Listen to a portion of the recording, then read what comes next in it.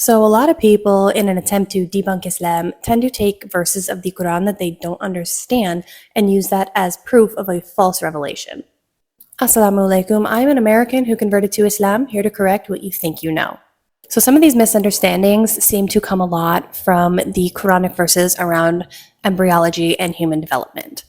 For example, people will take Surah 86, verses 6 to 7, and try to claim that that is incorrect, when the reality is they don't understand human development or embryology of themselves, and they're applying a hyperliteral lens to the verse.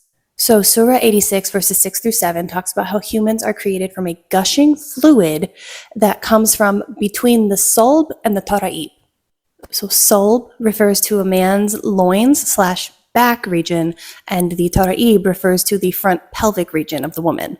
So the verse is talking about the combined reproductive contribution of both the man and the woman when it comes to conceiving a child. It's also important to note that reproductive fluid isn't just sperm, it's a combination of sperm and seminal plasma that comes from multiple glands in the body. And then in comes the embryological perspective of the verse, which proves it even more correct. When developing in the womb, the gonads or testes develop in a region between the spine and the ribs, and then obviously drop down later on. So that is where they originate, and the Quran's focus is the origin. See how that works? And the Quran also aligns with modern knowledge that the gender of a baby is determined by the man's contribution, and it doesn't fall entirely on the woman. And then Surah 75 verses 37 to 39 says, "Was he not a drop of emitted fluid? Then he," meaning God, "made them male and female." So this is referring to the father contributing either an X or Y chromosome and determining the sex of the baby.